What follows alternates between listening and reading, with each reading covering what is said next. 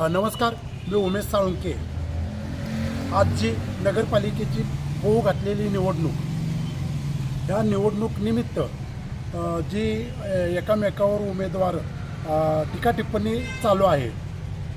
तर परवा एक जण बोलून गेला की महालक्ष्मी पतसंस्थेचा विषय। तर महालक्ष्मी पतसंस्थेची जागा कवडी मोलाने घेतली असं तो माणूस म्हणतोय त्या उमेदवारासंदर्भात आणि त्या उमेदवाराबद्दल।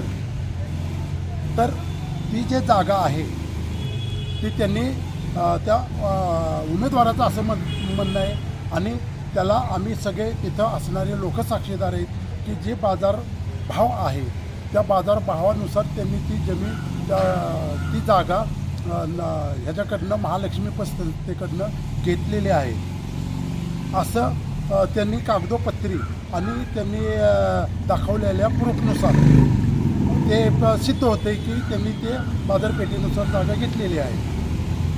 आता होऊ घातलेल्या निवडणुकीत एखादा विषय घ्यायचा आणि एकामेकावर चिखल टाकत राहायचं, याबद्दल आमचे पैसे असे एकामेकाला नावं ठेवून एकामेकाला टीका टिप्पणी करून आमचे पैसे ठेवीदारांचे मिळणार आहेत का?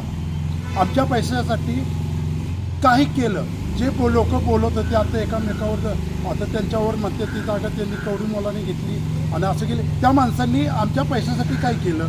कधी कधी आमचे विषय पत्रकारांच्या समोर आणले, कधी कधी विषय त्यांनी त्या पतसंस्थेच्या संचालकाशी बांधले, त्यांच्या कॉलरी धरल्या। उलट ठेवीदारांनी आणि ते तिथं असणारा कामगार वर्गाला एकामेकाचे गचंडी धरण्यापर्यंत, एकामेकाला मारहाण करण्यापर्यंत विषय गेला। त्यावेळेला हे टीका टिप्पणी करणारी लोक कुठं होते?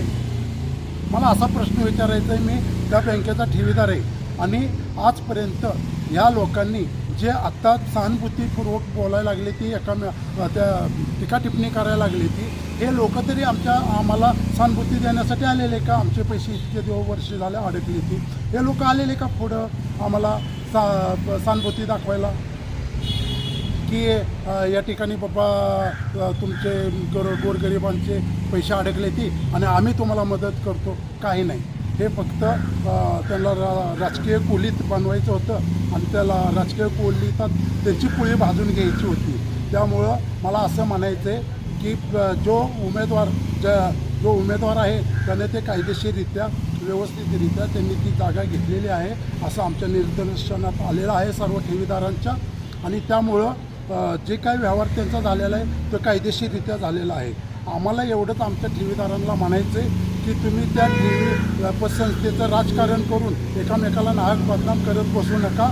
आमचे ठेवीदारांचे पैसे कसे मिळतील हे आम्हाला पहिलं सांगा आणि त्या पैशाशी आमचा फक्त संबंध आहे कारण ते आमच्या कष्टाचे आहेत। कोणी भांडी घासून तिथं 10-20 हजार रुपये ठेवलेत, तर कोणी माझ्यासारख्या माणसाने तिथं घन मारून आणि लोखंडाशी झुंजून आम्ही ती 4 रुपये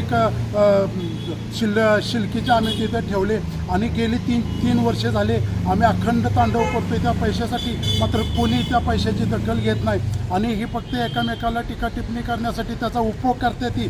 तर आमची विनंती आहे, आम्ही सर्व ठेवीदार आहे महालक्ष्मीचे, आम्हाला आमचे पैसे मिळावेत। तुमचं राजकारण तुमच्यापाशी ठेवा, एखाद्याला त्या राजकारणाच्या निमित्तानं बदनाम करू नका आणि तो उगाचच बदनाम करत असेल तर त्याचा उपयोग नाही, त्या बदनामीतून आमचे पैसे मिळणार नाहीत। आमची एवढीच हात जोडून विनंती आहे की आम्हाला आमचे पैसे मिळावे।